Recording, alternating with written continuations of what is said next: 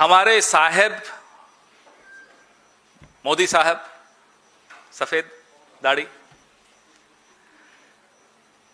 के दोस्त राजेश भाई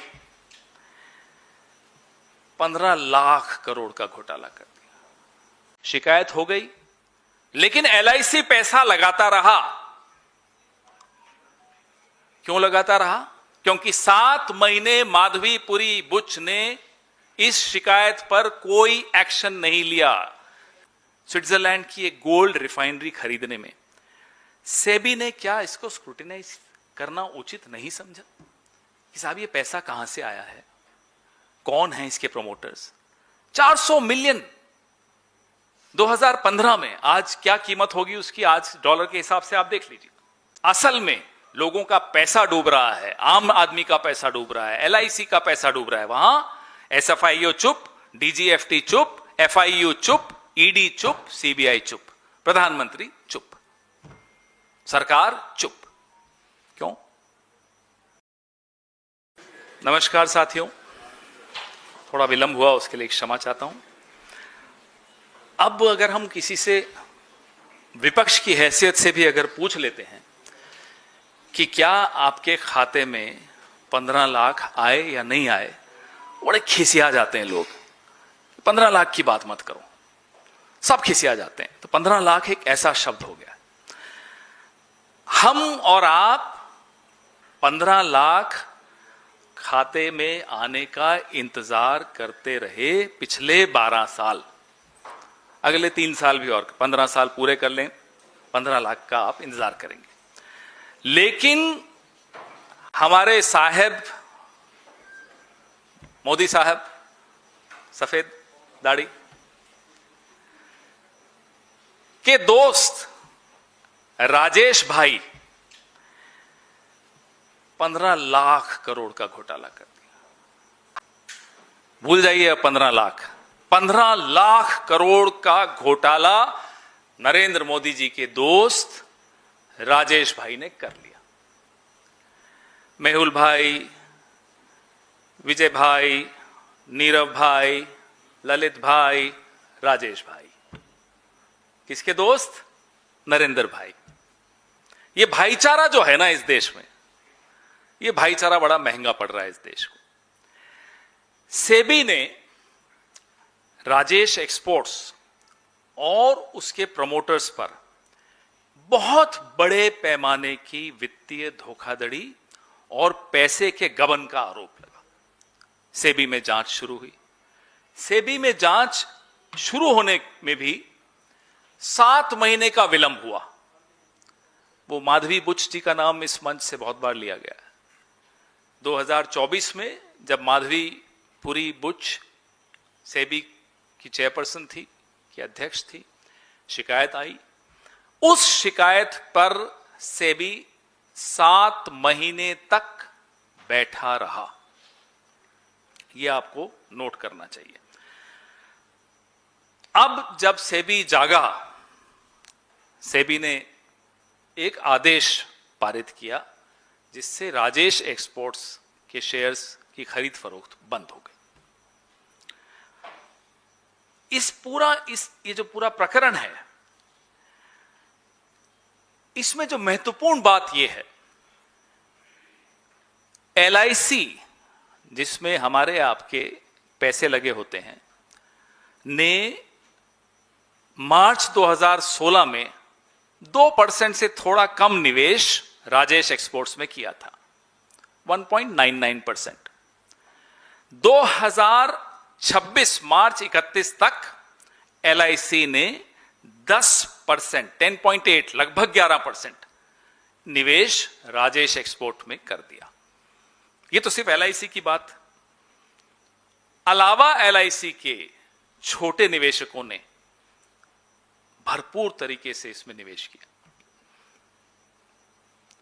आप हैरान होंगे कि जो मार्केट कैपिटलाइजेशन राजेश एक्सपोर्ट्स की फरवरी 2023 में थी, वो 28,000 करोड़ की थी। आज वो 5 जून को गिरकर 3,000 करोड़ के, 25,000 करोड़ इस देश के निवेशकों का इस घोटाले में डूबा। The market capitalization of Rajesh exports in February 2023 was 28,000 crore. Today, which is the 5th of June 2026, it has fallen to 3,000 crore. 25,000 crore evaporated. आजकल वो रेखा गुप्ता जी कहती ना, पानी रास्ते में उड़ जाता है, जो हमारे हिस्से का evaporate हो जाता है। तो ये 25,000 करोड़ रेखा गुप्ता जी को बता दीजिए, evaporation ऐसे होती है। पानी तो होता है या नहीं होता हमें नहीं मालूम, 15 साल हम दिल्ली में सरकार में थे, हमें नहीं दिखा इवेपोरेट होता हुआ, लेकिन रेखा जी को दिख रहा। खैर, फिर इस स्टोरी पर आइए। एक शेयर होल्डर ने ईमेल भेजी, शिकायत की 2024 मार्च में। शिकायत हो गई, लेकिन LIC पैसा लगाता रहा। क्यों लगाता रहा? क्योंकि 7 महीने माधवीपुरी बुच ने इस शिकायत पर कोई एक्शन नहीं लिया। SEBI kept sitting on this complaint for 7 months. The complaint itself should have been a red flag enough for LIC to stop investing, to withdraw its investment from Rajesh Exports, but it did not happen.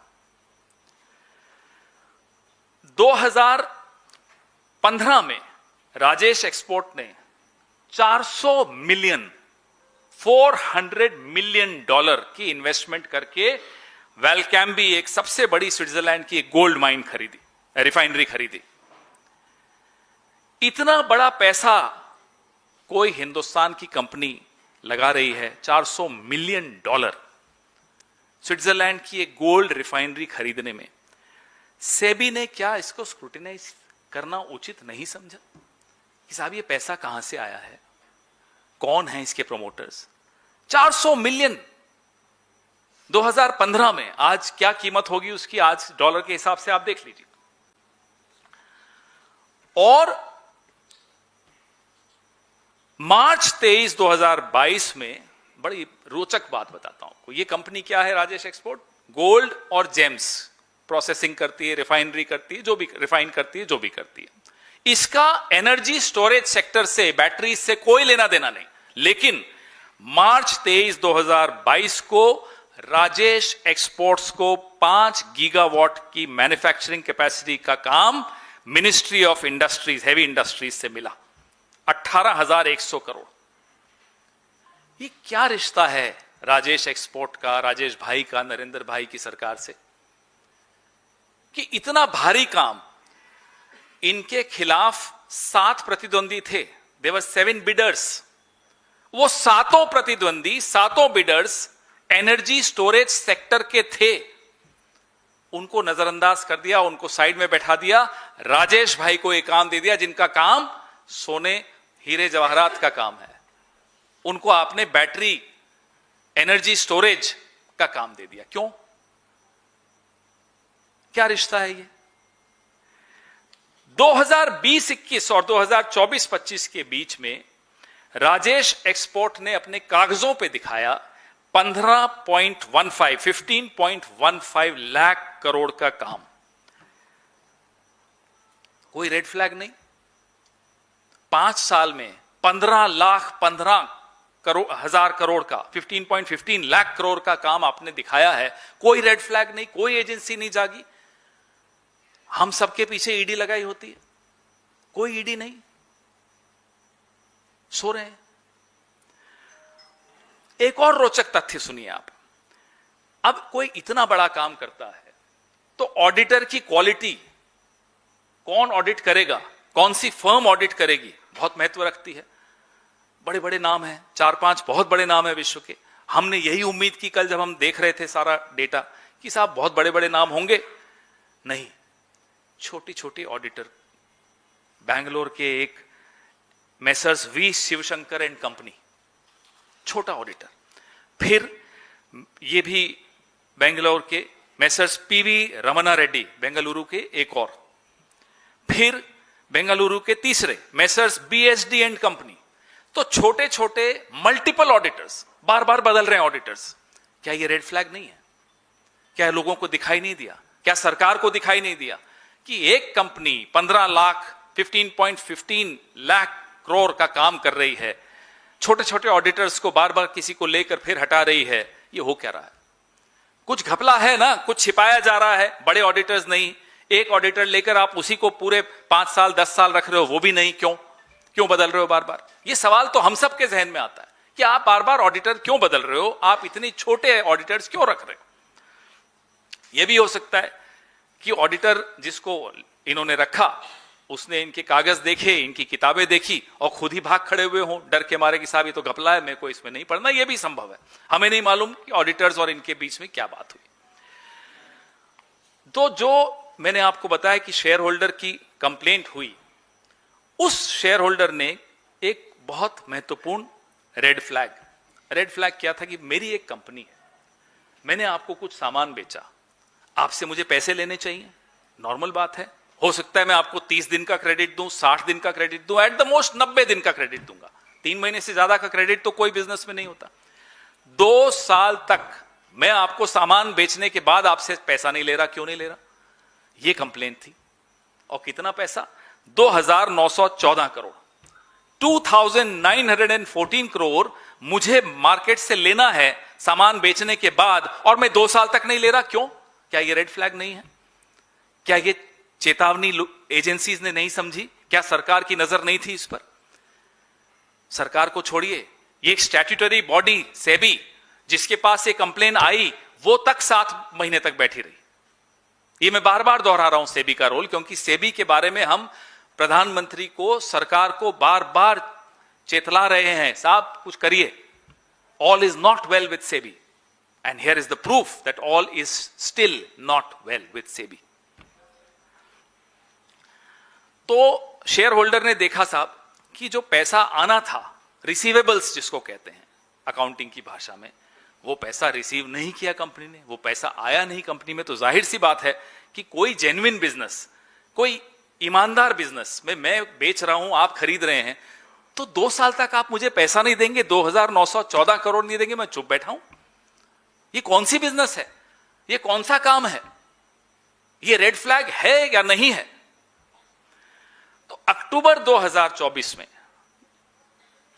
मार्च के बाद अक्टूबर, 7 महीने बाद सेबी ने report बनानी शुरू की और एक forensic auditor BDO India services limited को यह काम दिया कि साहब कंपनी के सारे फाइनेंशियल फॉरेंसिक्स करके हमें दीजिए। अब बीडीओ जो कंपनी थी उसके लिए भी काम आसान नहीं था। क्यों नहीं था? क्योंकि हमारे राजेश भाई, नरेंद्र भाई के राजेश भाई कोऑपरेट नहीं कर रहे थे, मदद नहीं कर रहे थे।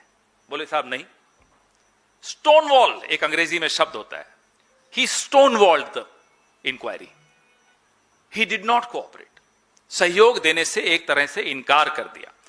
एक ईआरपी सिस्टम्स हैं, बुक्स हैं अकाउंट की, जर्नल डंप्स हैं, ये सब उन्होंने मांगे साहब कि आपकी फॉरेन सब्सिडरीज हैं, उनके डिटेल्स दीजिए। जाहिर सी बात है, कोई फॉरेंसिक्स करने कोई कंपनी आएगी आपके पास तो आपसे सब कुछ मांगेगी, आपको देना भी चाहिए सही, क्योंकि इंक्वायरी हो रही है। इंक्वायरी कौन करा रहा है? एक स्टैट्यूटरी बॉडी करा रही है जिसका नाम सेबी है। लेकिन मन में डर नहीं है।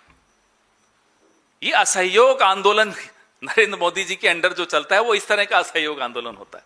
हमारा असहयोग आंदोलन अलग था, ये असहयोग आंदोलन था साहब मैंने गलत किया है, सैया भय कोतवाल तो अब डर काहे का, मैं सहयोग नहीं करूंगा जांच में, नहीं किया साहब। ये तो बीडीओ की हालत हुई। तो जब आपको कुछ कागज ही नहीं मिलेंगे, और क्यों नहीं दिए कागज? बोले साहब हमारे फॉरेन कंट्रीज में बिजनेस चलते हैं, वहां के कानून हमें यह अनुमति नहीं देते कि हम सेबी की इंक्वायरी में फॉरेंसिक्स की जो कंपनी हमारे पास आई है उसके साथ सहयोग करें। ये देखिए कैसा बहाना है। हमारा देश एक आजाद देश है, एक सॉवरेन रिपब्लिक है। हमारी कंपनी, हमारे यहां की एक कंपनी हमें आंख दिखा के कहती है कि मैं विदेश के कानूनों से बंधा हूं, मैं आपके साथ सहयोग नहीं कर सकता। बहाना सुनिए, यह बहाना स्वीकार हो गया। कोई रेड फ्लैग नहीं, अरसे तक कोई रेड फ्लैग नहीं। डूबा किसका पैसा? मेरा आपका पैसा, एलआईसी का पैसा, फाइनेंशियल इन्वेस्टर्स का पैसा, एफआईआईज, छोटे इन्वेस्टर्स, सबका पैसा डूबा। क्यों? क्योंकि कोई किसी को सुला रहा था, और कोई सो रहा था। सेबी को किसने सुलाए रखा 7 महीने तक? इतने रेड फ्लैग्स, अभी मैंने आधी से ज्यादा प्रेस कॉन्फ्रेंस किए, कई रेड फ्लैग्स आपको गिना दिए, लेकिन सब सो रहे थे या सोने का नाटक कर रहे थे। अब ऑडिटर्स को बुलाया गया, तो ऑडिटर्स ने भी ज्यादा सहयोग नहीं दिया। अब उनकी क्या मजबूरी हमें नहीं मालूम, उन्होंने भी सहयोग देने से इनकार कर दिया। अब आया साहब जून 3, 2026 यानी कि परसों सेबी का ये ऑर्डर। सेबी के ऑर्डर में ये लिखा है, egregious and unheard of and barring both the firm and Mehta, personally Mehta और उनकी कंपनी को बार कर दिया कि साहब आप ट्रेडिंग नहीं कर सकते। ये ऑर्डर आया है। सेबी को करना क्या चाहिए था? ये सवाल हम सबके मन में है, आपके मन में है, देश के मन में है। इतना बड़ा स्कैम, हम ये जानना चाहते हैं कि जो पब्लिकली लिस्टेड इंडियन कंपनीज के लिए नियम बने हुए हैं कि आप अपने ऑडिटेड फाइनेंशियल्स, आपकी इन्वेंट्री, आपके एंड कस्टमर डिटेल्स सब कुछ साझा करिए। आपके जो ओवरसीज आर्म्स हैं जैसे वेलकैम भी है यहां, सब कुछ साझा करिए। सेबी के साथ साझा करना चाहिए था, सेबी को यह मांग करनी चाहिए थी, लेकिन नहीं हुआ। कैश फ्लो और रेवेन्यू का जो कोरिलेशन होता है, भाई आपका कैश फ्लो कितना है, यह भी सेबी को पूछना चाहिए था। आप बता रहे हैं साहब मेरा रेवेन्यू इतना है, कैश फ्लो भी तो पूछना चाहिए था। दोनों के बीच में मैच कर रहा है या नहीं, कोरिलेशन है या नहीं, लॉजिकल दिखता है या नहीं, यह भी काम सेबी का है। और जो फॉरेंसिक एक्शन था, क्या इस फॉरेंसिक एक्शन में इतना विलंब जायज है? Is this delay in the forensic action on the part of SEBI justified? Why is it justified? How is it justified? Why were you sitting on this complaint for 7 months when there was a clear case of multiple red flags? Auditor की accountability एक national financial reporting authority NFRA होती है। अब regulator ने इन सब auditors को NFRA को refer कर दिया। क्या जो अनवेरिफाइड ट्रांजैक्शंस हैं या जो मिसिंग डॉक्यूमेंटेशंस हैं, उनके लिए कोई सिस्टम है सेबी के पास या नहीं है? क्या आप उनको जवाबदेही तय करोगे ऑडिटर की या नहीं करोगे? NFRA करेगी या नहीं करेगी? हमारे सवाल बहुत जायज सवाल हैं। How could a listed company report revenues running into 15.15 lakh crore in 5 years if the underlying transactions and records were allegedly not available for verification? 15 lakh से ऊपर, 15 लाख करोड़ से ऊपर हमने बोल दिया कंपनी ने, उसके रिकॉर्ड्स बिना वेरिफिकेशन के, और हमने स्वीकार कर लिया। कैसे, क्यों किया, किसके कहने पर किया, किसके इशारे पर किया? FIU financial intelligence unit, SFIO serious fraud investigation office, DGFT director general of foreign trade, ED, CBI और सेबी क्या कर रहे थे? आप रिकॉर्ड उठा के देख लीजिए इन एजेंसीज का, सेबी को छोड़ के बाकी एजेंसीज का। पॉलिटिकल केसेस में त्वरित गति से 24/7 काम करेंगे। जहां जेन्युइनली असल में लोगों का पैसा डूब रहा है, आम आदमी का पैसा डूब रहा है, LIC का पैसा डूब रहा है, वहां SFIO चुप, DGFT चुप, FIU चुप, ED चुप, CBI चुप, प्रधानमंत्री चुप, सरकार चुप। क्यों? और जो राजेश एक्सपोर्ट्स के शेयर्स हैं 900 रुपए प्रति शेयर से गिरकर अब 80-90 पे आ गए थे पिछले 2 दिन में। क्या यह स्थिति से बचाया जा सकता था हमारे निवेशकों को? अगर ये लोग सही समय पर जाग जाते तो क्या हमारे निवेशकों का पैसा डूबने से बच जाता? क्या बड़े बड़े जो शार्क्स बैठे हैं जिन्होंने इसमें इन्वेस्ट किया था, उन्हें पहले ही मालूम था? छोटे इन्वेस्टर्स को और सरकारी इन्वेस्टर को चपत लगी? ये हमारे सवाल हैं। क्या सरकार को छोड़िए, सेबी को एक मिनट के लिए साइड में रख लीजिए, ये सरकार तो भाई सुना है कि पत्ता भी गिरता है दिल्ली में कहीं तो मोदी जी को मालूम पड़ जाता है, हो सकता है उनकी अनुमति से गिरता हो। हवा चलती है उनकी अनुमति से चलती है, सूरज उगता है उनकी अनुमति से उगता है, सूरज डूबता है उनसे पूछकर डूबता है, सब कुछ उनसे पूछकर होता है। तो मोदी साहब, आपकी सरकार को यह नहीं मालूम था कि इतना बड़ा घोटाला हो रहा है? इंतजार किया आपने 900 का शेयर 100 पे आने की, इंतजार किया आपने इतना लाखों करोड़ लोगों का डूब जाने की, क्यों इंतजार कर रहे थे? किसको बचा रहे थे? पैसा तो सबका छोटे आदमी का डूबा। जिम्मेदारी कौन लेगा? प्रधानमंत्री लेंगे, निर्मला जी लेंगी। जिम्मेदारी इस घोटाले की, जिम्मेदारी इस नुकसान की, जिम्मेदारी जो एलआईसी के साथ धोखा हुआ उसकी, जिम्मेदारी छोटे निवेशकों के साथ जो धोखा हुआ उसकी, जिम्मेदारी कौन लेगा इस सरकार में? हम ये जानना चाहते हैं। हम ये भी जानना चाहते हैं ये कुंभकर्ण की नींद सोने वाली ईडी को कैसे जगाएं, आप हमें बताइए। क्या उन्हें राजेश एक्सपोर्ट्स का आज तक, ईडी का अभी तक तो नहीं लॉन्च हुआ, कोई केस नहीं, कोई इंक्वायरी नहीं, कुछ नहीं, क्यों?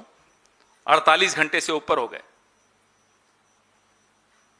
अभी इस सरकार की हालत यह है कि कंप्लेन बाद में जाती है, ईडी पहले पहुंच जाती है, फिर वो कंप्लेन बाद में दिखाई जाती है जस्टिफाई करने के लिए ईडी की मूवमेंट को। यहां कंप्लेंट हुए को इतने साल हो गए, ऑर्डर आए को 48 घंटे हो गए, ईडी नदारद, सीबीआई नदारद, डीजीएफटी नदारद, एसएफआईओ नदारद, एफआईयू नदारद। और मोदी साहब, आप बताइए क्या कर रहे हैं? आपके सवाल।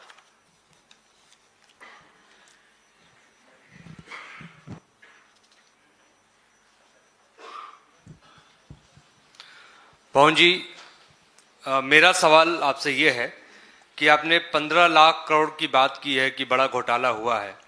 किस तरीके की जांच की आप लोग मांग कर रहे हैं? क्या जेपीसी की जांच होनी चाहिए, न्यायिक जांच होनी चाहिए? किस तरीके की जांच की डिमांड करते हैं आप? हमें सलाह दी जाती है मोहित जी कि शादियां अपने घर में जो है ना थोड़ा डिले कर दो, सोने की अंगूठी मत खरीदो, मंगलसूत्र मत खरीदो। प्रधानमंत्री आके अपने मन की बात सुना के चल देते हैं। उनकी नाक के नीचे इतना बड़ा लाखों करोड़ का घोटाला हुआ। एक फोटो चल रही है सोशल मीडिया पे मोदी जी प्रधानमंत्री बनने से पहले की उनकी फोटो है इस व्यक्ति के साथ। इतना फोटो कैसी है, असली है नकली है, वो आप जानिए, चल रही है। इतना बड़ा घोटाला उनकी नाक के नीचे हुआ और होता रहा और वो चुप रहे, सारी एजेंसीज चुप रही। तो ये क्या माने हम इसको? ये हिस्सेदारी है, ये भागीदारी है, ये चौकीदारी है, ये है क्या? तो हम इसीलिए कह रहे हैं कि ईडी जागिए, सरकार को हम कह रहे हैं जागिए, इंक्वायरी करके कुछ तो बताइए, जवाबदेही तो तय करिए कि इतने साल तक आपने ये घोटाला कैसे होने दिया।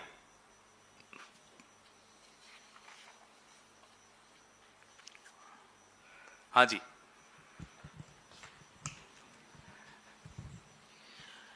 अब बीजेपी सरकार का हमेशा दावा रहता है कि मोदी जी को ना पत्ता नहीं हिलता, और अभी वो बार बार देश के किसानों से, मजदूरों से अपील कर रहे हैं कि महंगाई बढ़ेगी। तो इसका मतलब, और ये घोटाला भी कई साल चल रहा था, 2024 में भी प्रकाशित में आया, सेबी ने कोई कार्रवाई नहीं की। तो क्या लगता है अभी इस तरह के बहुत सारे स्कैम्स जनता को देखने के लिए बाकी हैं? अब लोग अपनी गाड़ी का पेट्रोल टैंक भरवाते हैं ना, जब पूरा कराने में डर लगता है कि कहीं ईडी नहीं आ जाए। सब इतना पैसा कहां से आ गया कि आपने पूरा पेट्रोल टैंक भरा दी। लेकिन इतना बड़ा घोटाला और एजेंसीज नहीं पहुंची, तो ऐसा, ये तो अब बाहर आना पड़ा क्योंकि एक कंप्लेंट थी। माधवी जी 7 महीने उस कंप्लेंट पर बैठी रही। कितने दिन तक बैठोगे? आपको भी, आप स्टैट्यूटरी बॉडी हो, आपसे भी पूछा जाएगा, तो कुछ ना कुछ तो करेंगे आप। चलिए 2 साल बाद कर दिया आपने, अब रिपोर्ट आ गई। ऐसे अनेक घोटाले आए हैं, आ रहे हैं, आएंगे। लेकिन ईडी वाले राजेश जी के यहां कब जाएंगे, ये हमारा सवाल है।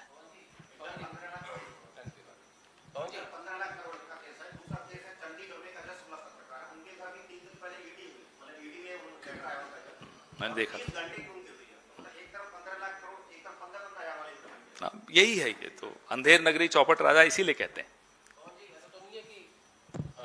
एजेंसी जो है ओवरबर्डन है पॉलिटिकल काम से और राजेश सुरेश पे ध्यान नहीं दे पा रही हैं। हम ये सोच भी रहे थे उस दिन कि ईडी के अधिकारियों को, कर्मचारियों को हम एक बार बुलाएं और पूछें उनसे, आपको ओवरटाइम मिलता है? क्योंकि आप तो पूरे 24 घंटे पॉलिटिकल लोगों के पीछे घूमते रहते हैं। उम्मीद करते हैं कि ईडी के कर्मचारियों और अधिकारियों को मोदी सरकार थोड़ा ओवरटाइम जरूर देती होगी। ओवरबर्डन्ड हैं, बेशक ओवरबर्डन्ड हैं, ओवरटाइम भी शायद नहीं मिलता होगा। हमें इन पर दया भी आती है, बुरा भी लगता है, इनके भी परिवार हैं, सरकारें आती रहती हैं, जाती रहती हैं। अब ईडी के कुछ अधिकारी तो ऐसे हैं जो घर जाते हैं तो उनके घर वाले उन्हें नहीं पहचानते, दिन भर बेचारे बाहर रहते हैं, कभी कांग्रेस के किसी नेता के पीछे, कभी किसी और विपक्ष के नेता के पीछे। जब तक ईडी विपक्ष के नेताओं को नरेंद्र मोदी नामक ब्रांड की वॉशिंग मशीन में नहीं ले जाते, अमित शाह के वॉशिंग पाउडर में नहीं धुलवाते, तब तक उनका काम नहीं खत्म होता। तो ओवरबर्डन्ड हैं, इसलिए असली जो चोर हैं वो बच के भाग रहे हैं। Pawan sir, in 2014 we have seen the bank balance of Rajesh Exports that claimed around 9,826 crores in bank balance. But at the same point, it has shown the debt of around 2,700 crores. So it was quite questionable at that time in 2014-15 also that the company with a surplus of money was having a debt of around 2,700 crore. So these were the lapses that were also pointed out at that point of time. So did it go without check and balance? Well, there are several such companies where you will see the debt as very high and the ratio very high, yet they keep getting work, they keep getting business, they keep getting the patronage of the government, and they keep going unchecked. This is not the first example. There are several examples, and we've spoken about those examples in the past also, and we'll keep highlighting more examples, more such examples. You're right, it definitely went unchecked. इस पे अगर नहीं है तो फिर पूछ लीजिए। मैं हरिओम हूँ, झारखंड रिपोर्टर से। झारखंड से इस पे पहले इसी नहीं, इस पे तो हमारा एक्सपर्टीज नहीं है सर, हमारा एक्सपर्टीज जिस पे है। झारखंड पे मेरा एक्सपर्टीज नहीं। दूसरा सीट जो है उसे जीतने को लेकर कितने आश्वस्त हैं आप लोग? हम 7 सीटें जीत रहे हैं। हाँ जी।